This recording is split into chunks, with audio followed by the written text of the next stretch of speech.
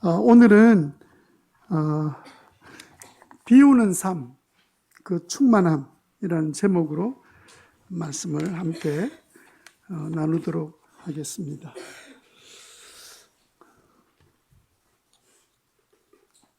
지난 목요일 날 신동욱 앵커의 시선이라는 그 내용을 제가 보면서 그분의 그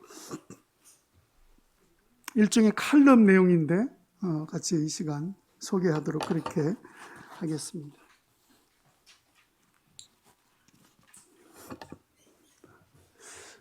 지난 3월 13일 날 한국학과 중에 한국학의 그 대가였던 박대성 화백이 미안합니다. 경주에 있는 솔곤미술관에서 전시회를 했었습니다. 그 전시회를 하던 중에 6살 난 아이, 사내 아이가 그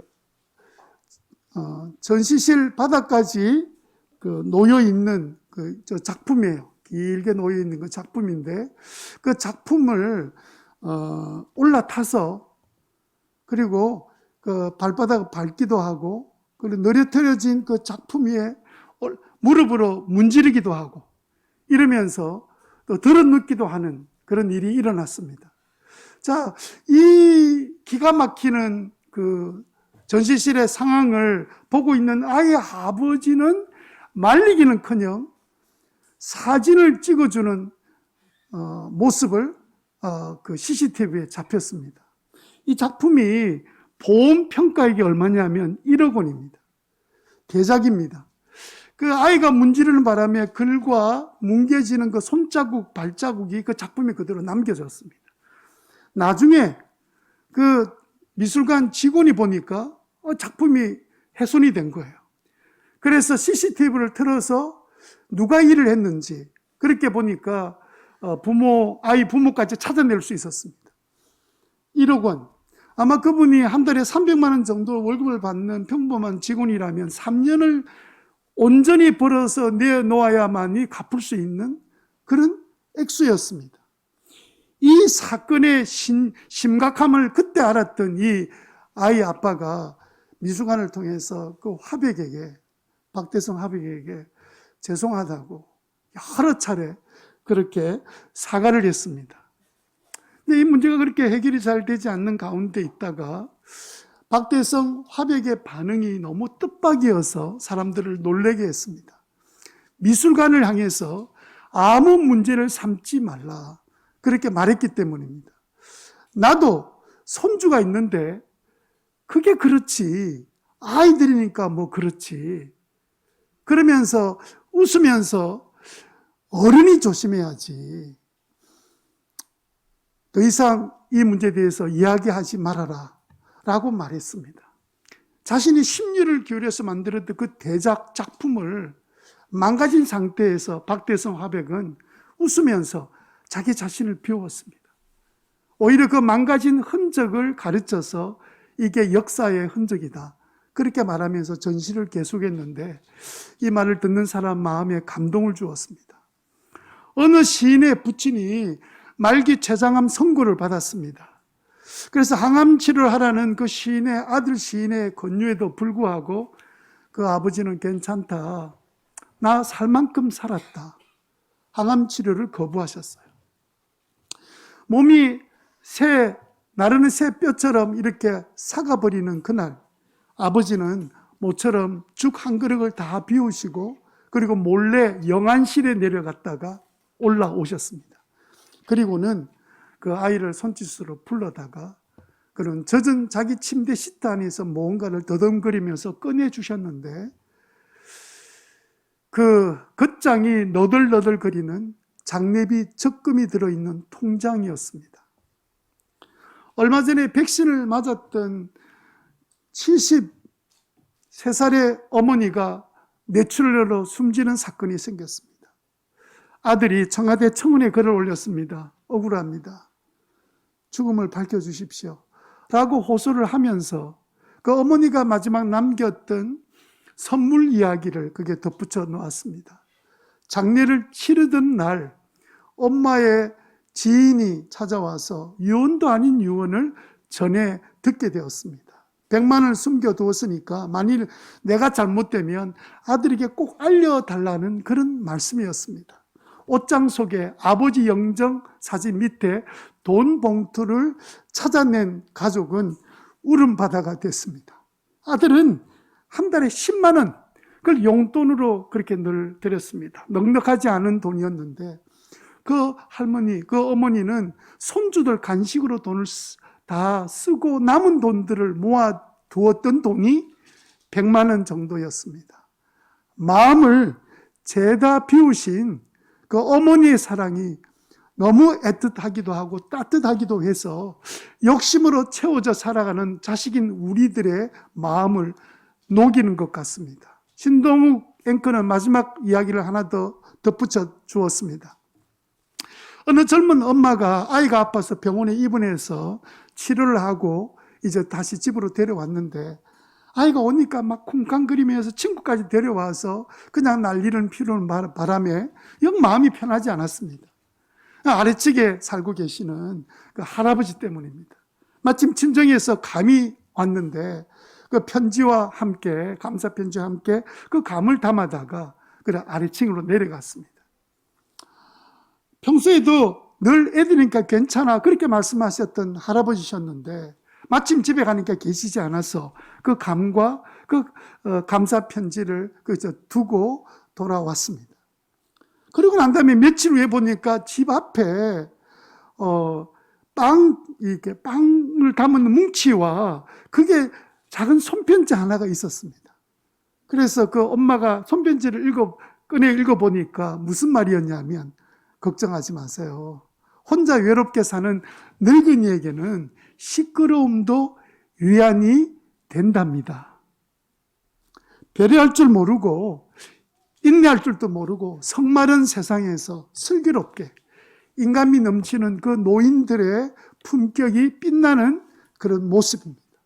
잠시라도 자신을 그 비움으로 주변 사람들을 그 짙은 장미의 향기처럼 인생의 향기를 품어주시는 그런 현자의 모습에서 우리는 큰 위안을 얻습니다. 우리도 그렇게 늙어갈 수 있을까요? 자신을 비운다는 것은 다른 사람의 마음의 풍요로움을 전해주는 일입니다. 그렇습니다. 우리 신자들은요, 우리를 비움으로 세상 모든 사람에게 그 사람의 마음의 풍성함을 전해주도록 부름받은 사람들입니다. 이 세상에 우리 신자들의 삶은 비우는 삶이기 때문입니다. 우리는 비우는 사람들이에요. 왜냐하면 하나님께서 당신의 마음을 비우셔서 죄인인 우리를 위하여 아들을 보내시고 십자가에 달려 죽게 하셨습니다. 게다가 예수님은 자신의 생명을 비우시고 우리의 대신 십자가에서 자신의 생명을 내어주셨습니다. 그리고 하나님은 바로 우리들을 예수님 대신 당신의 자녀로 삼아주셨기 때문에 우리가 하나님을 아버지라 부른다면 우리도 또 어느새 우리 하나님 아버지를 닮아서 자는 우리들에게도 빈 자리, 비워주는 그 마음의 자리를 통하여 풍성한 삶을 다른 사람에게 채워주는 그런 삶, 그게 바로 신자가 살아갈 수 있는 삶 아니겠습니까? 한번 따라해 볼까요? 신자는 비우는 사람입니다. 빌립보서 2장 7절 말씀을 같이 한번 읽어봅시다. 시작. 오히려 자기를 비워서 종의 모습을 취하시고 사람과 같이 계셨습니다. 하나님의 아들 예수님도 자기를 비우셨어요. 하나님 아버지께서 비우시고 아들 예수님도 비우시고 그 삶을 사시면서 우리에게 말씀하셨습니다. 오늘 말씀에 아버지가 비우는 사람이니까 자녀인 너희들도 비우는 사람이 되라. 그렇게 말씀해 주셨어요. 그런 면에서는 우리는 늘 비우는 사람이 맞습니다. 그러면 교회 나오는 신자가 되면 자동적으로 비워지나요? 우리는 욕심꾸러기일 수도 있는데 자동적으로 비워지는 것은 아닙니다. 신자도 비우지 못할 때가 참 많은 것 같습니다. 우리의 본성 때문에 그렇습니다. 우리의 욕심 때문에 그래요. 그래서 우리의 옛사람이 살아있으니까 우리가 이게 비 오면 다시 뭐로 채우지? 그러다가 내가 정말 죽는 거 아니야? 죽을 것 같은 그런 두려움, 그 욕심의 생각 때문에 우리가 잘 비우지 못할 때가 많습니다. 지난 9월 30일 날 그 목회자를 위한 책 쓰기 모임이 있다 해서 제가 참석했습니다. 그 모임의 강사 목사님은 이미 책들을 많이 쓰신 분이에요. 그래서 이 목사님이 자신이 제일 처음에 책 쓰기를 배울 때 어떻게 배웠는지를 먼저 이야기를 해주셨습니다. 이분이 우리나라의 책 쓰기 강사 중에서 여러 명을 찾다가 그 중에 한 분을 찾아서 이분이면 정말 책 쓰기에 대한 좋은 가르침을 받겠다 생각하고 연락을 했습니다. 그랬더니 깜짝 놀란 대답을 들었습니다. 1시간당 1,000,000원입니다. 그냥 어쩔 줄 몰라서 대답도 못하고 가만히 있으니까 그분이 전화를 받으신 분이 말씀하시기를 원래 2,000,000원인데 목사님이기 때문에 50% 할인해 준 겁니다. 그 목사님이 대단하죠. 그래서 1,000,000원을 끌어 모아서 그리고 1,000,000원을 주고 책 쓰기 강의를 들으셨습니다. 제가 그 모임에 왜 참석했을까요? 저는 공짜로 2,000,000원짜리 책 쓰기 강의를 듣고 싶어서 갔습니다. 여러분들은 안 가실 분이시고 저는 그렇게 참석하게 됐습니다. 제가 그날 참석해서 그 강사 목사님을 통해서 들은 이야기는 더 충격적이었어요. 강사 목사님이 첫 번째 책을 써냈어요. 그 배운 대로 책을 써서 첫 번째 출판해서 이렇게 내어놓았는데 어느 날 서울로부터 한 장로님이 전화를 해주신 거예요. 한번 찾아뵙고 싶다는 거예요. 부산까지 내려왔습니다. 그 목사님 책을 읽고 보니까 너무 은혜가 되어서 제가 가진 것이라고는 제가 모아놓은 용돈밖에 없어서 용돈을 제가 드리러 왔습니다. 받아주셔서 좀 잘 사용해 주시면 좋겠습니다. 얼마나 고마운 일입니까? 부산까지 내려왔습니다. 그것도 어른이 모은 용돈을 주시니까 그런 장로님 또 처음 본 거예요. 물론 그날이 처음 뵙는 날이었습니다만은 처음 뵙는 장로님이 용돈을 모아서 부산까지 내려와서 그리고 그 통장을 주시는데 현찰로 그냥 이렇게 뭉치로 이렇게 봉투에 줬으면 그 자리에서 셀 수는 없었는데 통장을 주니까 쉽게 통장을 이렇게 열어봤습니다. 통장을 열어봤더니 숫자가 계산이 안 되는 거예요. 그래서 속으로 세었답니다. 1, 10, 100, 1000, 그 다음 뭐죠? 만, 10만, 100만, 1000만, 1억 하고 8천만 원이 들어있었습니다. 목사님 깜짝 놀랐어요. 어떤 사람은 용돈 모으면 어떻게 1억 8천만이나 모읍니까? 목사님은 그 돈으로 교회당 건축 중에 있었기 때문에 그 돈을 건축원금으로 들여서 잘 쓰게 되었습니다. 저는 그 이야기를 듣는 순간에 막 가슴이 떨리기 시작했습니다. 책을 써야 되겠다. 제가 책을 쓰기로 막 결심하는 그 동기가 뭐였을까요? 물론 책 쓰기에 관심이 있어서 갔습니다만은 그날은 용돈 때문에 가슴이 뛰기 시작했습니다. 용돈 주는 사람이 누가 있겠습니까만은 나도 책을 써서 그 용돈 정도 생기면 좋겠다. 그런 제 반응을 보면서 제 마음속으로 참 내 인생에 내 삶에 대한 목마름이 있는 게 아니라 돈마름이 있구나. 물론 제가 누가 또 혹시 주는 사람이 있어서 받는다고 그 돈 다른 일에 쓰겠습니까? 주님의 일에 쓰겠죠. 제 마음을 보니까 비우는 것보다는 쌓아놓는 게 오히려 익숙해 있는 제 본성을 보게 된 겁니다. 나도 통장에 돈이 많이 좀 쌓여지면 편안함을 느끼고 통장에 돈이 많으면 불안해하는 그런 인생이구나. 여러분은 어떠세요? 여러분은 쌓는 게 좋습니까? 비우는 게 좋습니까? 대답이 없습니까? 대답이 없는 것은 답이 맨 뒤에 나오는 거로 생각했습니다. 통장에 돈이 좀 들어오고 쌓이면 기분이 어떻겠어요? 여러분, 제가 우리가 신자는 비우는 사람이니까 우리도 비우는 삶을 살자 이렇게 이야기를 하고 있으니까 어떤 분은 속으로 생각할 때 그건 목사님이나 뭐 하시는 말씀이고 우리는 비우면 안 돼요. 비우면 그때부터 죽습니다. 못 살아요. 이렇게 생각하는 분도 계실지 모르겠습니다. 그런데 문제는 뭡니까? 제가 이야기한 것으로 끝나는 건 아무 상관이 없는데 오늘 본문에 하나님이 너희들 비우는 삶을 살아라 라고 말씀하고 계신다는 거예요. 우리는 비우는 거 본능으로 이게 맞지 않는 일인데도 왜 우리 보고 비우라 하시는 거지? 근데 하나님은 자꾸 우리를 비우라는 거예요. 너 마음속에 아직도 용서하지 못한 마음 비워. 그 분노도 비워. 그리고 네 손에 있는 그것도 남에게 주어서 비워봐 라고 주님께서 우리에게 말씀하시는 거예요. 비워라. 버려라. 그런 마음을 우리에게 주시는데 여러분, 우리 마음은 비우면 안 될 것 같은, 억울할 것 같은, 못 살 것 같은 그런 생각이 계속 들지 않습니까?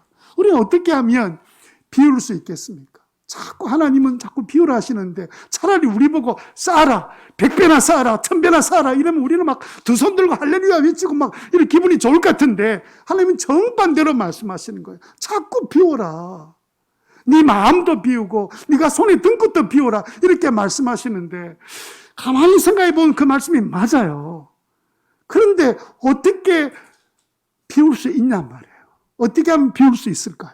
오늘 우리가 읽었던 이 본문을 보면 왜 비워야 되는지 그 비우는 비결에 대해서 우리에게 가르쳐 주고 있습니다. 우리가 우리의 삶 가운데 비우기만 한다면, 비우기 시작한다면 우리는 자유로워지게 되고 나의 비움 때문에 누군가 옆에서 체험을 받는 사람이 생길 뿐만 아니라 하나님께서 무슨 약속까지 주셨냐면 네가 비우면 내가 채워줄게.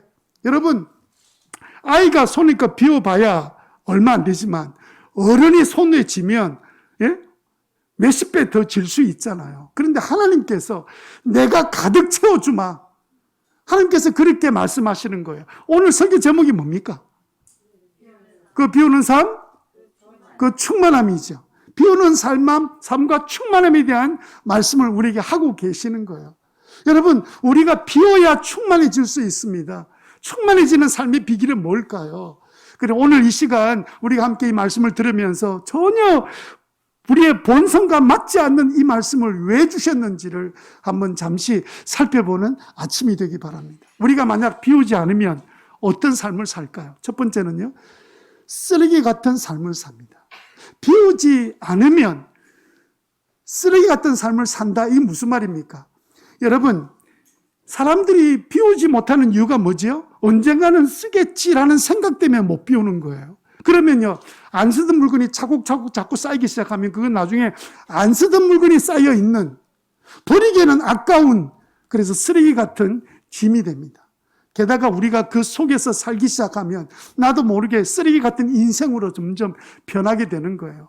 왜 여러분 비우지 않으면 쓰레기 같은 삶을 살 수밖에 없을까요? 이 쓰레기는 당분간 지금 당장 나에게 필요한 것 아닙니다. 조금 전에 말씀드렸던 것처럼 언젠가는 필요할지 몰라라는 생각 때문에 정작 필요한 사람에게 나눠주지 못하는 거예요. 마음속에 있는 분노도 마찬가지입니다. 마음속에 있는 불편한 마음도 마찬가지입니다. 억울해서 그걸 비우지 못하고 있는 거예요.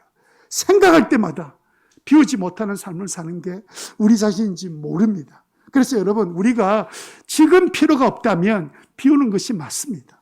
그렇게 시작하면 이상하게도 내 삶이 새로워지기 시작해요. 그러나 그 쓰레기를 그대로 계속해 두고 갖고만 있으면, 비우지 않으면 내 마음도 내 삶도 쓰레기처럼 만들어져요.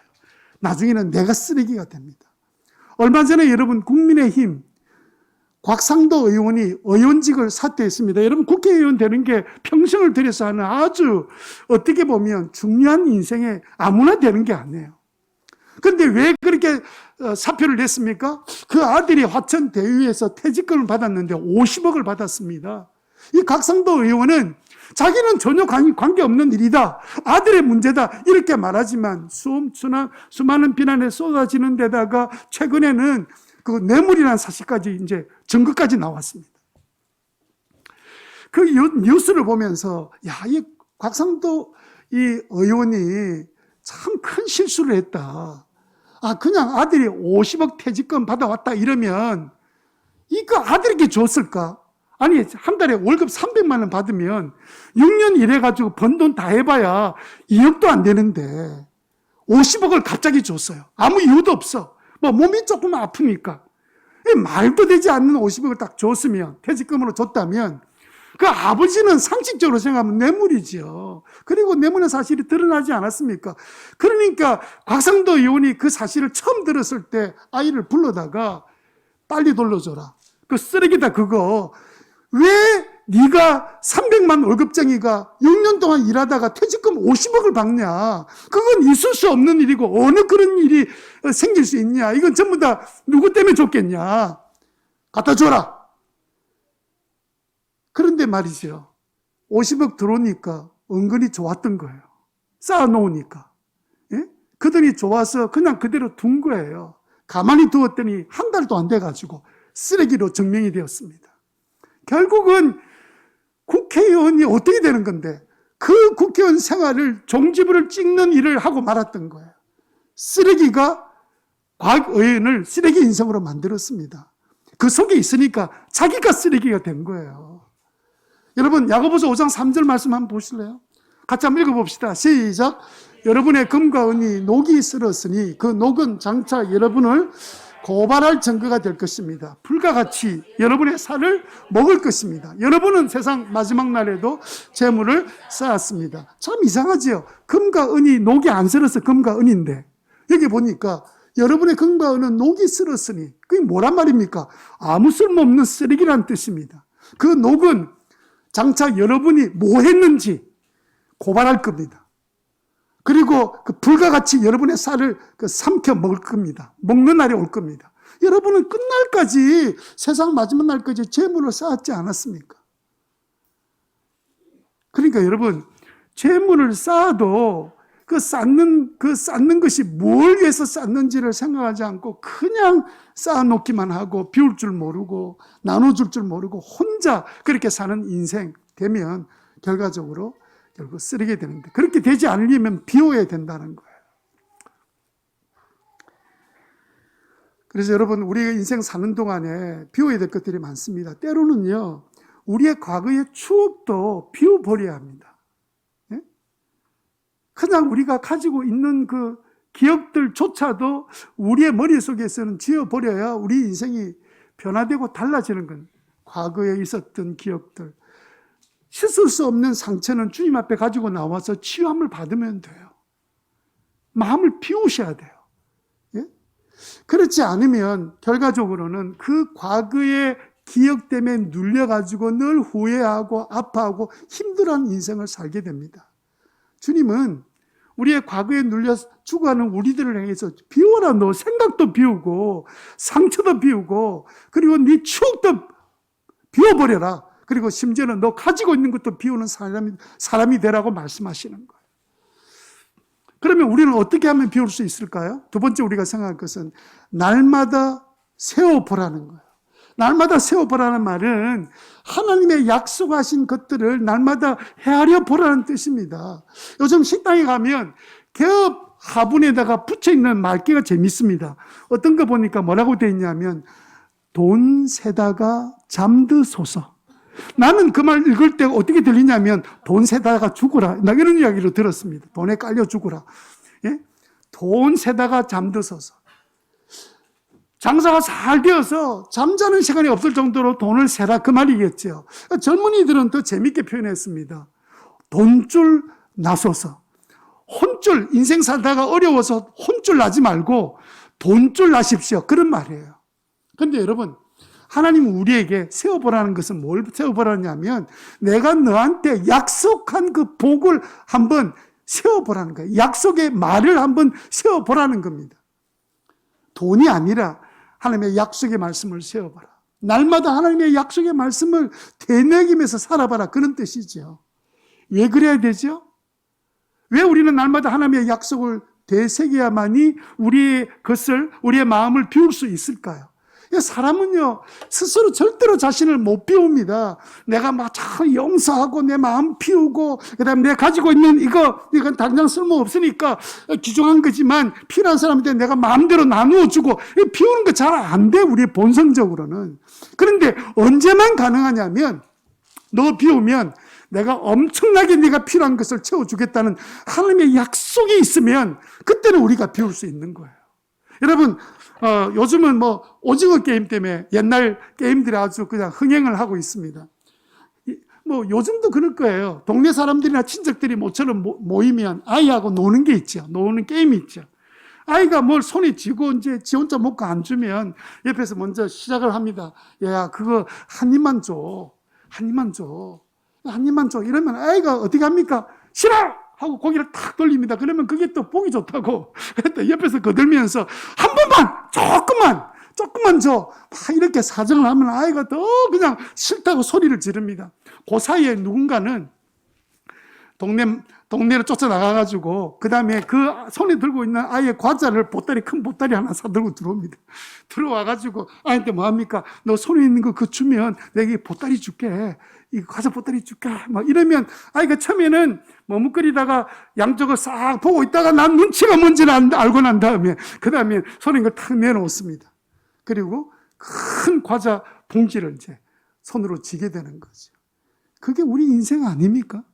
우리 인생을 너무 잘 아세요, 하나님께서. 그래서 우리들에게 지금 하나님 뭘 말씀하고 계시냐면, 내가 너한테 사람이 주는 게 아니라 내가 주는 축복을 내게 넘치게 줄 테니까 너 제발 좀 비워라. 너 마음에 있는 것들 좀 비워. 너의 손에 있는 증거, 네가 당장 쓸 것도 아니고 1년, 5년, 3년, 10년 그거 어떨 때는 냉장고 안에 넣어놨다가 다 썩어서 버리잖아요. 그러지 말고 좀 비는 삶을 좀 살아라. 누가복음 6장 38절에 주님이 뭐라고 약속하셨어요? 남에게 주어라. 그리하면 하나님께서도 너에게 주실 것이니 대를 누르고 흔들어서 넘치도록 후하게 되어서 너희 품에 안겨 주실 것이다. 이거 뭐 한다는 겁니까? 하나님이 넘치도록 채워주겠다는 거예요. 이 사실을 믿게 되기를 바랍니다. 여러분, 그러면 우리는 어떻게 하면 날마다 그 하나님의 약속을 셀 수 있을까요? 셀 수 있는 3가지 방법을 말씀드립니다. 첫 번째, 하나님의 약속들을 한번 적어보세요. 여러분 감사일기 쓰잖아요. 감사일기는요, 여러분의 인생을 바꿔주는 아주 중요한 역할을 할 겁니다. 나는 목사님 무슨 이야기도 나는 내 인생대로, 내 인생 나는 내대로 갈 거야. 그렇게 인생 살았으면 이제는 좀 바꾸어서 일기도 한번 써보세요. 감사글을 찾고. 그런데 그 옆에다가 큐티 하잖아요. 그럼 또 주일날 말씀 듣잖아요. 언제든지 내가 알고 있는 말씀, 약속의 말씀을 찾아서 거기다가 적는 거예요. 약속의 말씀을 적는 거예요. 빌립보서 4장 19절에 보니까 나의 하나님께서 여러분에게 필요한 모든 것을 채워주실 것입니다. 이거 적는 거예요. 나의 모든 필요를 하나님 주실 것이다. 아멘. 적는 거예요. 여러분, 마태복음, 여러분 잘 아는 마태복음 6장 33절 말씀에 보면, 먼저 하나님 나라 의를 구하여라. 그리하면 이 모든 것을 너에게 더하여 주실 것이다. 먹고 마시고 입는 모든 것을 내가 더해 줄 거다. 이런 약속의 말씀은 그냥 적어 놓는 거예요. 예? 얼마나 좋습니까? 하늘의 신령한 복과 땅의 기름진 복으로 너희를 채워주리라. 아멘. 그런 구절을 적어 놓는 거예요. 하나님께서 약속하신 모든 축복의 약속들을 나는 그때마다, 기억날 때마다, 찾을 때마다, 들을 때마다 적어 놓는 거예요. 이게 적는 것이 살아가는 방법입니다. 하나님은 약속을 어긴 적이 없잖아요. 예? 다 약속을 내놓고 하나님 이 약속을 왜 제게도 허락해 주십시오. 두 번째는요. 그리고 이 약속을 해야 될 게 뭐냐면 두 번째는 매일 선포하는 겁니다. 적었던 말씀을 선포하면 자신이 제일 먼저 들어요. 그리고 가족들도 듣습니다. 그 말씀은 그냥 선포하세요. 그런데 희한하게도 선포할 때 놀라운 능력이 나타납니다. 용기가 셉니다. 말하는 사람은 믿음이 생기고요. 듣는 사람의 뇌에도 각인이 됩니다. 그게 자꾸 들으면서. 그래서 암송이 되잖아요. 디모데후서 4장 2절 말씀에 뭐라고 말합니까? 따라합시다. 시작. 그대는 말씀을 선포하십시오. 제가 한 말은 똑같습니다. 말씀을 선포하세요. 약속한 말씀을 선포하십시오. 그러면 믿음이 생길 겁니다. 예? 여러분, 선포할 때 선포하는 사람 마음에 믿음이 생기고 듣는 사람들 마음에는 주님의 말씀이 역사하기 시작하는 거예요. 예레미야 15장 19절 말씀에 참 재미있는 말씀이 있었습니다. 네가 천박한 것을 말하지 않고 귀한 말을 선포하면 너는 나의 대변자가 될 것이다. 이 말씀은요, 이 뜻입니다. 네가 천박한 것을 선포하지 말고 귀한 말을 선포하면 너는 나의 대변자가 될 것이다. 여러분, 일주일 내내 막 세상 노래 흥얼거리면서 그 막 노래를 불렀다면 하나님 보실 때는 그거 좀 천박하다, 야. 그건 내가 준 약속하고 좀 다르잖아. 그렇게 선포하지 마라. 이제 하나님 보실 때는 들려오니까 선포로 보시는 거예요. 귀한 말을 선포해라. 내가 너한테 약속한 말, 인생의 변화되는 말, 축복된 말씀을 막 선포하면 너는 나의 사람이 될 거다. 대변자, 무슨 말입니까? 하나님의 말씀을 오히려 대신 선포하는 사람으로 주님이 만들어 주신다는 거예요. 누가 선포합니까? 하나님의 놀라우신 축복을 받은 사람만이 선포가 돼요. 내가 체험한 게 없는데 내가 어떻게 선포해요? 선포하는 그런 역사가 일어나게 되기를 바랍니다. 자, 그리고 이제 마지막 세 번째는 선포한 말씀대로 선포하고 이러다 보면 내 마음에 용기가 생깁니다. 그럴 때 한번 비워보라는 거예요. 2명의 시각 장애인이 가만히 있다 보니까 예수님이 오셨다는 소문이 들려왔습니다. 그런데 그들은 그걸 농담으로 여기지 않았습니다. 그리고 힘들게 아무것도 보이지 않는 그 두 시각 장애인이 찾아가서 사람들 속에 들어가지 못하고, 그리고는 멀쩡히 서서 큰 소리로 예수님 어디 계신지도 모르는 상태에서 큰 소리를 외쳤습니다.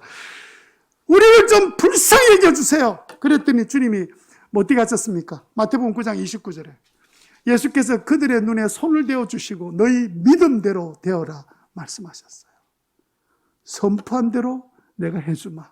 네가 구한 대로 내가 응답해 주마. 여러분, 작은 것부터 시작해 보시기 바랍니다.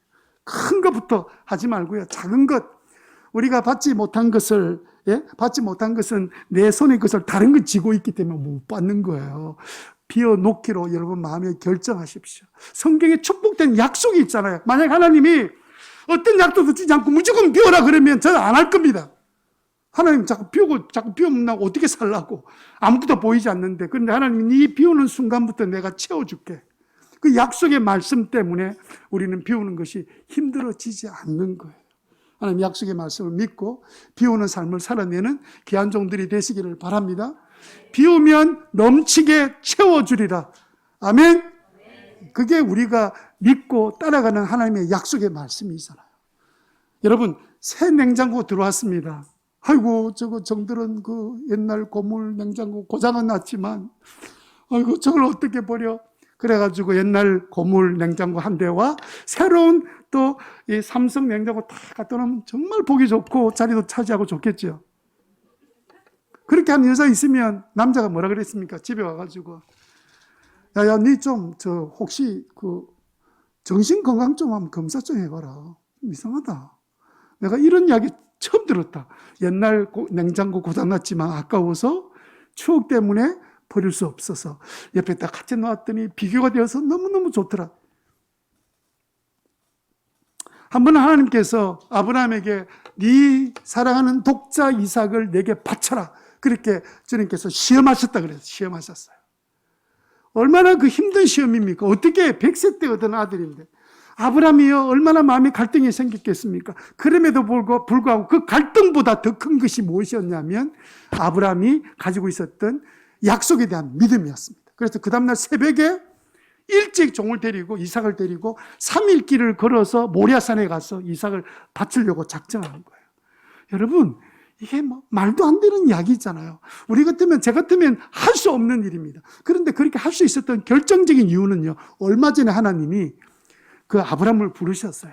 밤중에 불러다가, 아브라함아, 저 하늘에 저게 뭐냐? 예, 저 별들이네요. 숫자 한번 살려봐라. 몇 개나 되냐? 아이고, 하나님 너무 많아서 셀 수 없어요. 네 몸에서 난 아들을 통하여 이렇게 큰 민족이 너에게 날 것이다. 그 약속을 받았어요. 그런데 어느 날 갑자기 하나님이 그 약속 네가 믿냐? 내가 한번 시험해보고 싶다. 아들 이삭을 바쳐라. 그랬더니 아브라함이 기꺼이 비우기로 작정하신 거예요. 약속은 있으니까. 약속이 어길 리는 없을 거니까. 하나님이 이삭을 데려가시고 다시 그 다음날 이삭을 주시는 한이 있어도 하나님 약속을 이룰 뿐이니까. 약속을 붙들었기 때문에 우리는 그를 믿음의 조상이라 부르잖아요. 우연히 된 게 아니에요. 비었기 때문에 아브라함이 된 거예요. 여러분, 비오는 삶을 살게 되시기를 바랍니다. 우리가 비오는 삶을 살면 어떤 일이 일어날까요? 세 번째로 넘치는 삶을 삽니다. 이거는요, 우리가 경험적으로 넘치는 것을 경험한 걸 말하는 거예요. 말로 넘치는 삶을 산다, 설교 세 번째 돼지다, 그렇게 아는 거 말고 내 삶의 주님 넘치더라, 이런 놀라운 약속을 우리에게 주시면서 경험해라. 네가 기대하는 것보다 기대를 뛰어넘는 역사가 일어나게 될 것이다. 여러분, 누가복음 6장 38절 조금 전에 읽었잖아요. 하나님께서 너에게 주실 것인데 넘치도록 후하게 되어서 너희 품에 안겨줄 것이다. 이거는요, 우리의 기대가 상상과 달리 주님께서 채워주시는데 엄청난 것으로 채워주시겠다 약속한 말씀입니다. 네가 비우기만 하면 그때부터 내가 확실하게 책임져 주겠다는 약속의 말씀이에요. 여러분, 왜 비우는 삶을 사는 우리들에게 하나님은 흔들어 넘치도록 주신다고 말씀하십니까? 왜냐하면요, 하나님께서 우리에게 부탁하신 명령이 뭐냐면 땅끝까지 이르러 내 복음을 증거해라. 그런데 어떻게 증거해요? 우리가 무슨 능력이 있어요? 하나님 우리에게 넘치게 해주셔서 그것을 자꾸 나누어라. 네가 다른 사람을 용서하는 것을 다른 사람이 보고 저 사람 예수 믿는 사람이야, 저 사람은 그냥 속이 없는 것 같아, 저 사람은 다 비운 사람이야, 저 사람은 그냥 좀 뭐 있으면 전부 다 남에게 주는 사람이야. 이걸 통해서 다른 사람을 채워가는 그 삶을 통해서 저 사람은 정말 저 사람 보면 하나님 정말 살아계신 것 같아. 36절 보겠습니다. 너희의 아버지께서 자비로우신 것 같이 너희도 자비로운 사람이 되라. 무슨 체주로 우리가 이름을 자비로 바꾸면 자비롭게 될까요? 어쨌든 앞으로 제 이름을 전자비로 바꾸면 여러분들 전자비 목사 이러면 제가 자비로운 사람이 될까요? 하나님께서 우리가 하나님의 약속의 말씀대로 살면 내가 점점 자비로운 삶이 된다는 거예요. 비워라, 채워주마. 그럼 우리가 구체적으로 어떤 복을 받냐면 첫 번째는요, 넘치는 복을 주시는데 그 넘치는 복을 기적으로 체험한다는 겁니다. 예? 기적으로 체험한다는 거예요. 여러분, 사실은 기적을 체험한 사람들은요, 아브라함처럼 기적을 강구한 게 아닙니다. 그들은요, 가만히 보면 먼저 비운 사람입니다. 예를 들어 볼게요. 빌립보서 4장 말씀을 보면 16절에 무슨 말씀이 있습니까? 여러분은 내가 쓸 것을 몇 번 보내주었습니다. 바울이 선교하고 있는데 이 빌립보 교인들이 필요한 것들을 다 챙겨서 바울에게 여러 차례 보냈습니다. 자기도 살게 어려울 텐데. 그랬더니 하나님이 19절에 나의 하나님께서 여러분에게 필요한 모든 것을 채워주실 것입니다. 비우지 않는 사람에게 채워준다는 게 아니에요. 그래서 여러분, 우리가 이 보면 놀랍게도 채우시는 기적을 날마다 체험하고 사는 방법은 내가 약속의 말씀을 다 적어보고 그 다음에 그걸 선포하고, 옆에 사람 미쳤다 그런 이야기 할까 싶으면 속으로 하세요. 선포하고, 안 되면 화장실에 가서 하시든지 선포하면서 믿음이 되고 확신이 되면 그대로 기회가 될 때 한번 내가 비우는 연습을 하고 나면 하나님이 채우는 것을 경험하지 않습니까? 그러면 두 번째로 주위 사람이 풍성해져요. 왜냐하면 내 것 나눠주니까 풍성해지죠.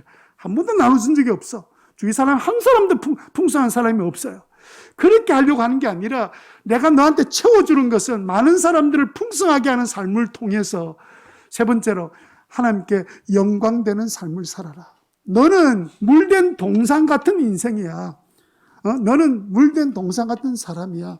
여러분, 그 사실 우리가 아는 건 굉장히 중요한 일이라고 생각해요. 그래서 여러분, 옆에 사람과 같이 잠깐 인사합시다. 누군지는 모르겠지만 한번 따라해 봅시다. 내 인생에 제일 잘한 일은, 그래도 좀 한번 해보세요. 끝까지 안 하고 지낼 수도 있지만 기왕에 왔으니까 한번 해봅시다. 내 인생에 제일 잘한 것은 당신 옆에 있는 겁니다. 예? 왜냐하면 신자는 끊임없이 물을 대는 물된 동산이라고 성경의 시편에 말씀하고 계시잖아요. 그러니까 여러분, 예수 믿는 사람 옆에 있으면 옆에 사람이 기적을 체험하고 은혜를 체험하게 되는 거예요. 이게 정상이지. 그래서 우리가 늘 하는 말이 기적은 특별한 일이 일어난 것이 아니고 일상이다. 기적이 일상인 삶. 기적이 일상인 삶을 살아내는 저와 여러분 되시기를 바랍니다. 그럴 때 세 번째로 하나님께 영광이 돼요. 늘 하나님 말씀하시잖아요. 너의 착한 행위를 다른 사람이 보고 하나님께 영광, 하나님 계신갑다. 놀라운 일이 있는 것 같아. 예? 마태복음 5장 16절에 너희 빛을 사람에 비추어서 그들이 너희 착한 행실을 보고 하늘에 계신 아버지께 영광을 돌리게 하라. 10편 97편 6절 말씀에 보니까 우리가요 자꾸 비 오니까 하늘에서 보면서 너 정말 어렵다라고 딱 선포하자마자 많은 백성이 하나님 영광을 보면서 하나님을 찬양하더라는 거예요. 그런 일이 우리에게도 일어나요. 여러분의 삶 가운데 작은 일이지만 비워서 채우시는 하나님의 은혜와 모든 사람들이, 주변 사람들이 채워짐을 받는 그런 역사가 일어나게 되기를 바랍니다. 한번 따라합시다. 비우자. 비워야 넘친다. 소리를 좀 넘치게 해도 되는데 진짜 그렇습니다. 비우기 시작하는 건 어려운 것처럼 보이는데 비우기 시작하면 넘치는 은혜를 주세요. 자, 당신의 그 섬김이, 우리 찬양 1절만 같이 부르겠습니다.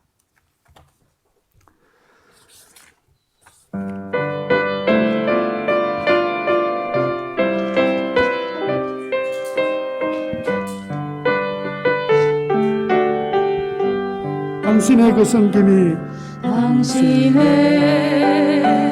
그 섬김이 전국에서 해같이 빛나리. 당신의 그 겸손이, 당신의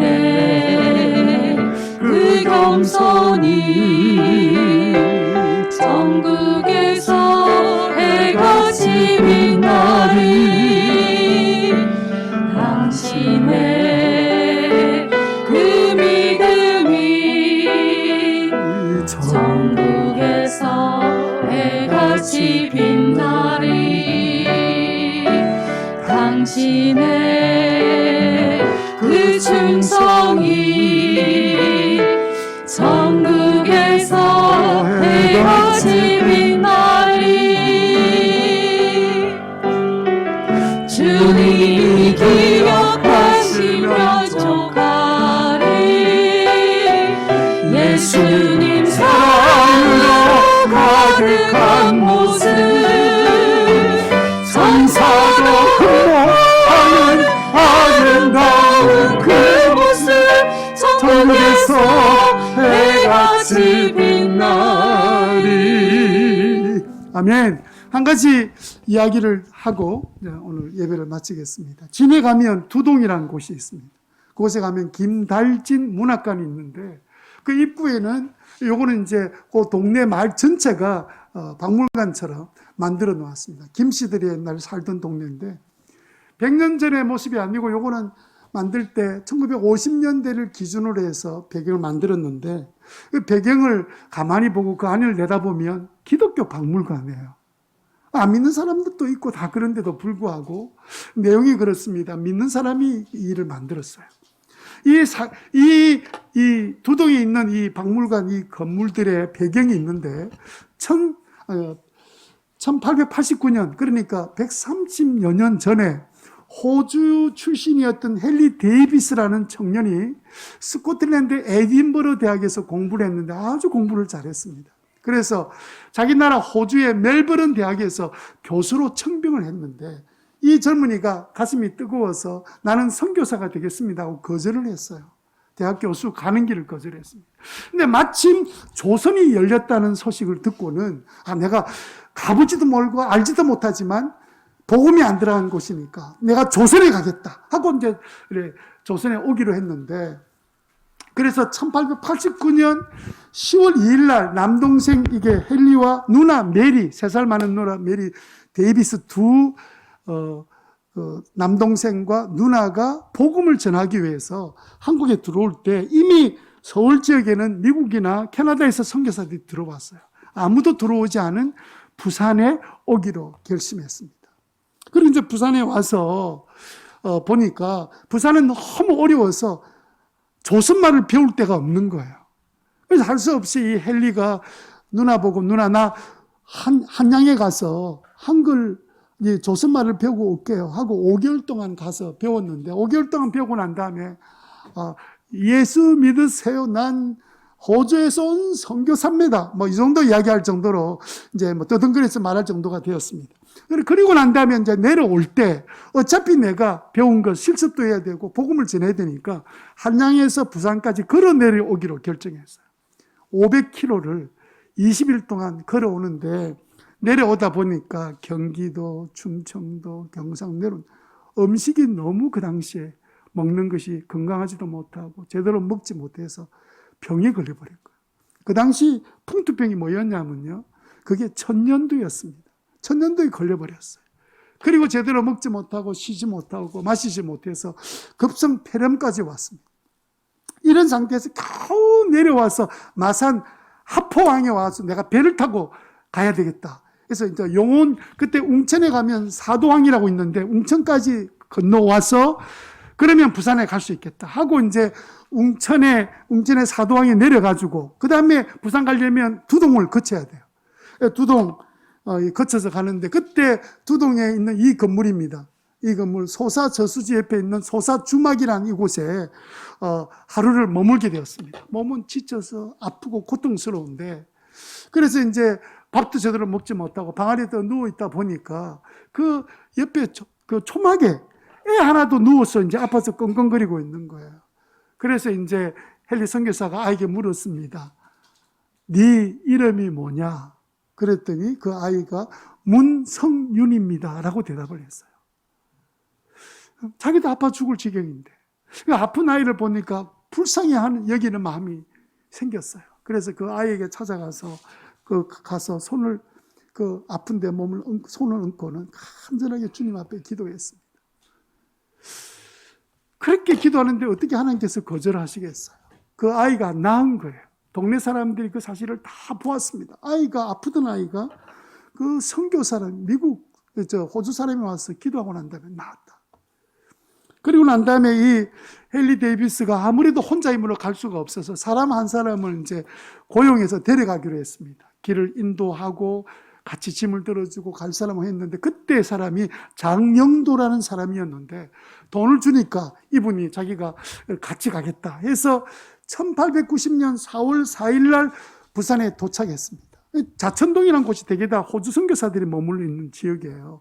부산역 그 주변에. 근데 거기서 이제 그 다음날 4월 5일 날 그분이 더 이상 그 질병을 이기지 못하고 죽습니다.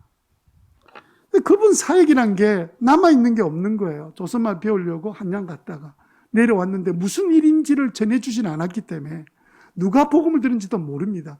단지 문성윤이라는 아픈 아이가 기도했더니 나았다는 것밖에 없어요.